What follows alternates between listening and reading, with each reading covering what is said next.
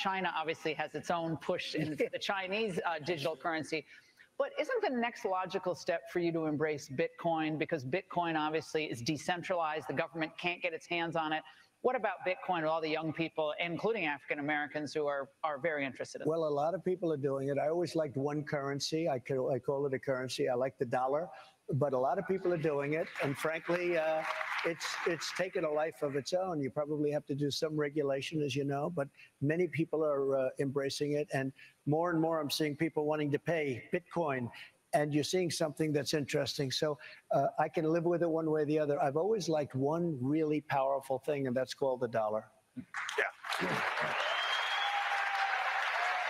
China, obviously.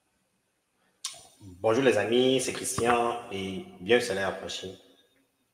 Je pense que si Trump remporte les élections aux États-Unis, ça sera très favorable aux cryptos-actifs. Okay? Voici quelqu'un qui est ouvert au Bitcoin, qui est ouvert aux crypto-monnaies et qui pense que la régulation, les régulations permettront à l'environnement d'être un peu plus sain. Okay? Donc, je voulais juste partager avec vous cette vidéo de Trump et de son appréciation par rapport au Bitcoin et aux crypto-monnaies. Que cet enthousiasme n'est pas du tout partagé en Europe. Par exemple, la BCE, la Banque centrale européenne, poursuit sa charge contre le Bitcoin.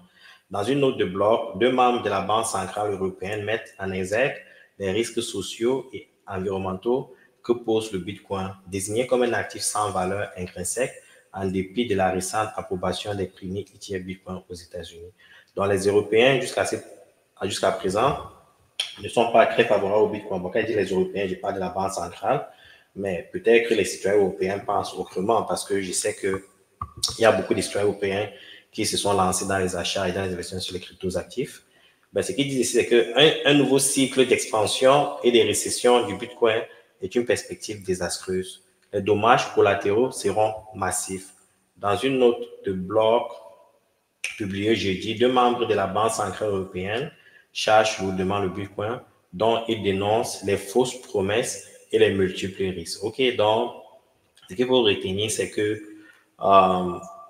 l'approbation ou bien le support sur la blockchain et les cryptos actifs ne sont pas partagés par tous les individus à travers le monde. Et c'est normal. Mais ce qu'il faut retenir, c'est que après le dollar et l'euro, le Bitcoin apparemment est la devise la plus utilisée à travers le monde, d'après l'analyse que nous avons entendue hier de Michael Saylor. OK? Maintenant, nous allons jeter un coup d'œil rapide sur les marchés. Il n'y a pas beaucoup de changements par rapport à hier. Au niveau de la capitalisation totale, c'est sensiblement la même chose. Au niveau du volume des transactions, c'est sensiblement la même chose. Au niveau de la dominance du Bitcoin, il y a une petite réduction par rapport à hier, mais sensiblement égale à 49,50%. C'est aussi le cas pour Ethereum. Au niveau du prix, c'est presque la même chose. Le Bitcoin navigue entre 51 et 52 000 dollars américains. Ethereum, c'est le cas entre 2 900 et 3 000 dollars. Donc, il y a une certaine pause là. BNB, c'est la même chose. Et si on regarde un peu sur CryptoBubble,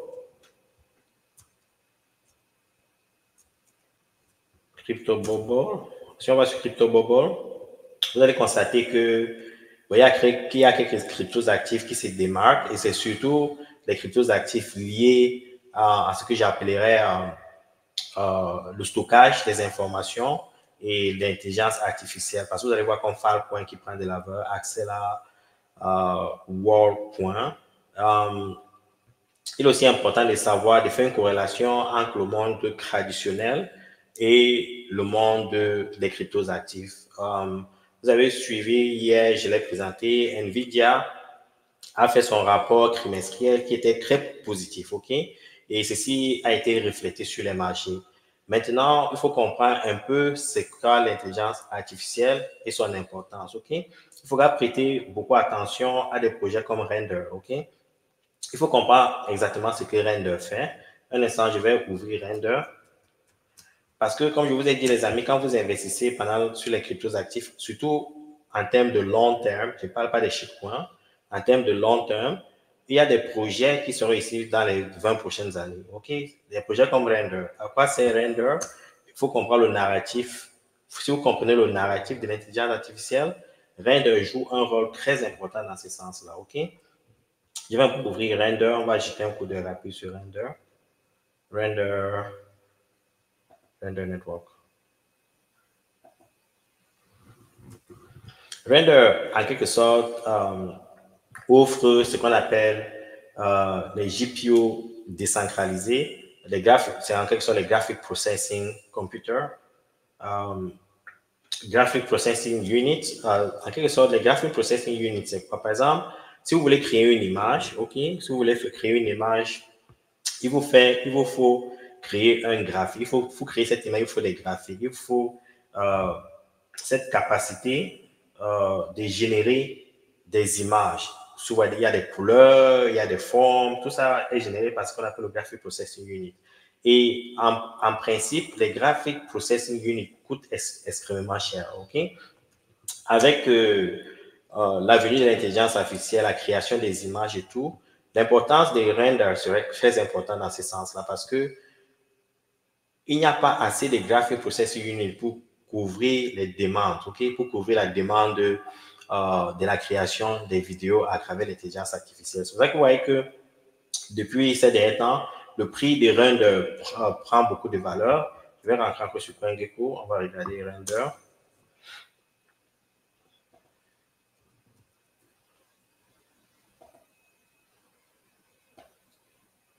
Render.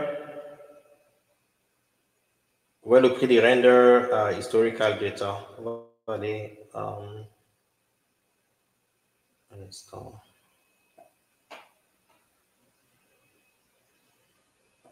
Je ne vois pas crédit.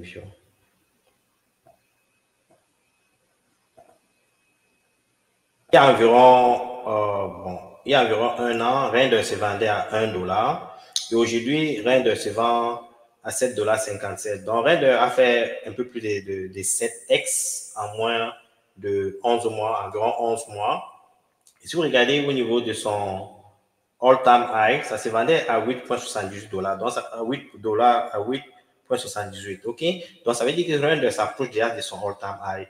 Et avec le narratif, il faut voir que son all-time low, c'était à 0,03. OK? Donc, c'est un projet à fort potentiel. Et je pense que Render, c'est un projet à surveiller pendant ce bull market. OK? Il faudra vraiment prêter attention à Render. Je pense que Render, à ce niveau, peut encore faire un 10x. OK? La captation de Render peut arriver, peut avoisiner les 30 millions, les 30 milliards parce qu'il y aura besoin de ces GPU pour créer des vidéos. Quand on parle de la création de vidéos, il faut vous projeter, par exemple, dans le monde cinématographique, dans la création des vidéos musicales, dans la création des shows et autres.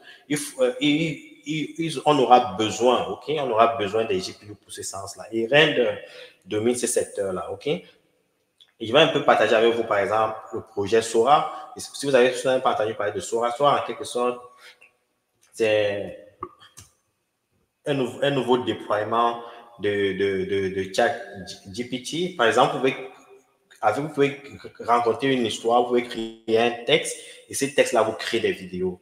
Vous voyez, dans un futur très proche, d'ici la fin de l'année, par exemple sur Facebook, sur Twitter, vous allez voir des vidéos créées à travers des textes. OK? Pour que ces vidéos puissent être générées, il faudra des GPU. OK? Et maintenant, pour trouver ces GPU, il faudra par exemple compter sur Render parce que il y a des personnes à travers le monde qui mettront leur GPU à la disposition de ces créations-là. Et le prix des Render pourrait, en principe, prendre de la valeur. Par exemple, regardez un peu quelques vidéos créées sur Sora.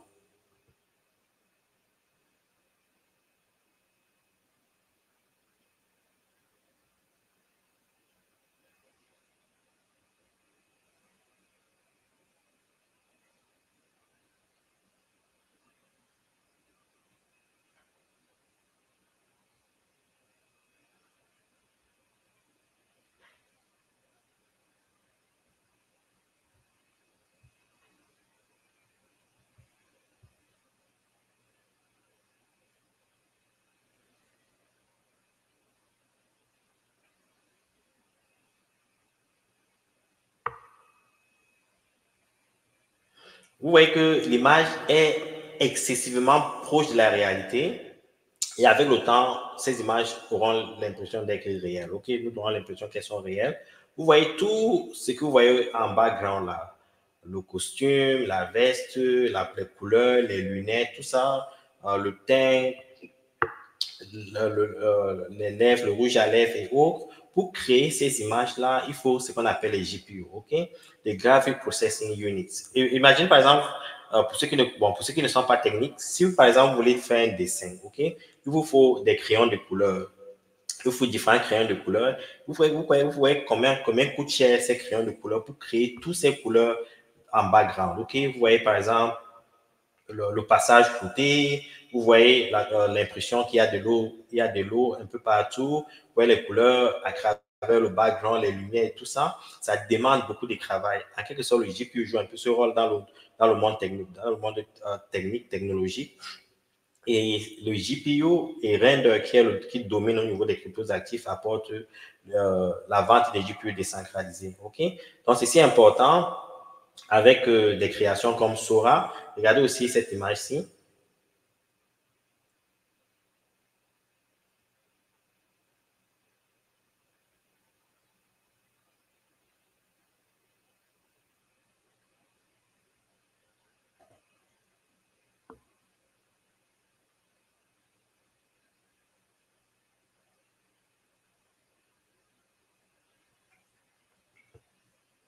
Ces images sont très proches de la réalité, mais c'est de l'intelligence artificielle qui crée ça. Et vous voyez le background, vous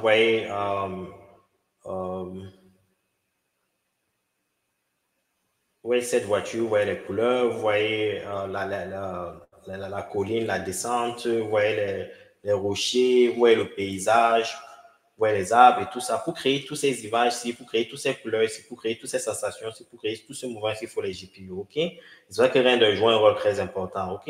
Donc, avec des créations comme Sora, avec des projets comme Sora, avec d'autres projets que pourra générer l'intelligence artificielle, il faudra les GPU, OK? Et il faudra, les amis, être un peu stratégique, essayer d'identifier des projets qui pourront apporter des solutions pour suppléer au manque de données, au manque de ressources pour que l'intelligence artificielle puisse continuer à fleurir. OK?